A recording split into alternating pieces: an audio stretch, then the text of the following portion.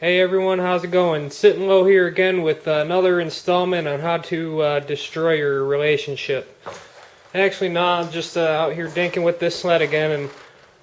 And last video was the suspension swap, and I remember telling you guys that I had a set of precision skis that I was going to throw on the front. So yesterday I tried doing that, and I took these skis right here, dual runner skis off of a 2004 MXZ 600, and I had the rubber stoppers and everything, and no matter what configuration I tried, they would not work with this application, because the problem I was having was the back of the ski would come up and hit the control arm here.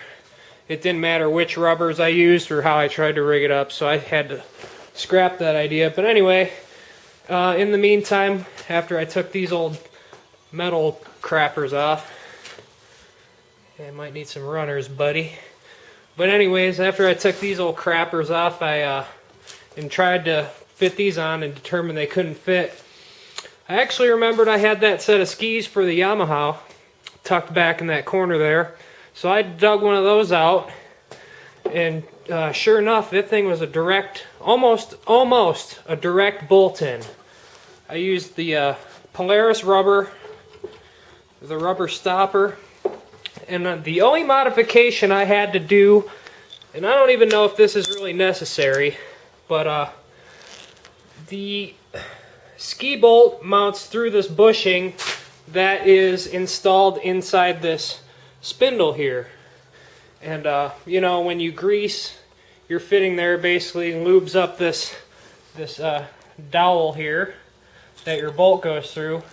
And the only difference between these skis here and these Yamaha skis was the bolt going through the Yamaha skis was slightly larger than the Polaris one, but not by much.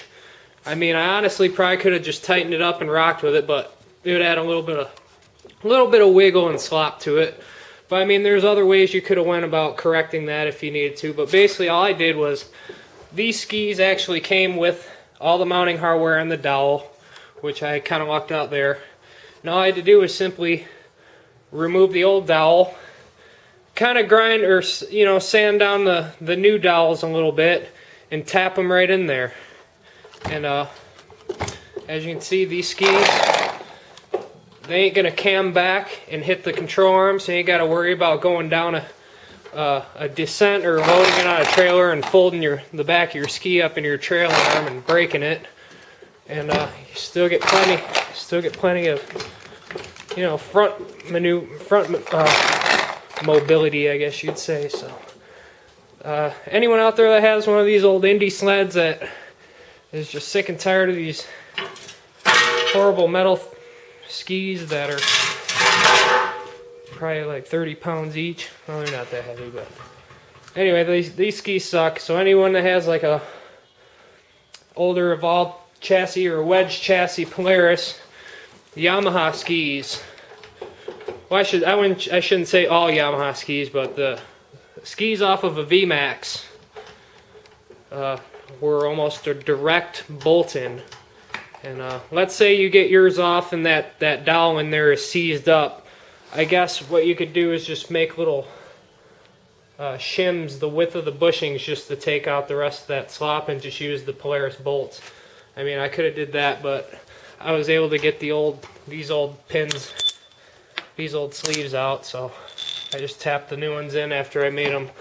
You know, it was kind of a tight fit, so I had to do a little bit of a sanding on the dowels, whatever you want to call those things.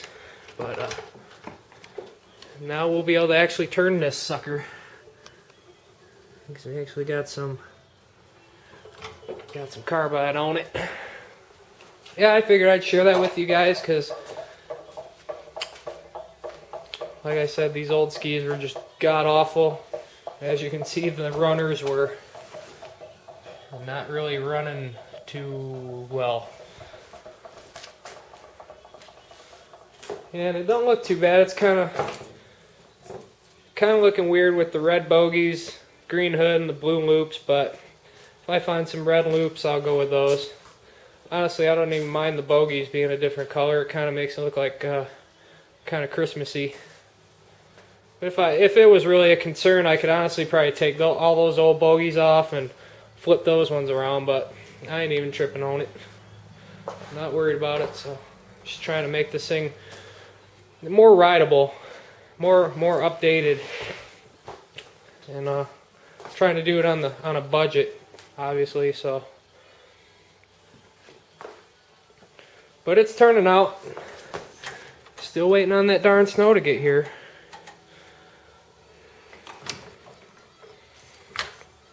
Other than that, 2 sleds ready for the winter. Both of them kind of modded out.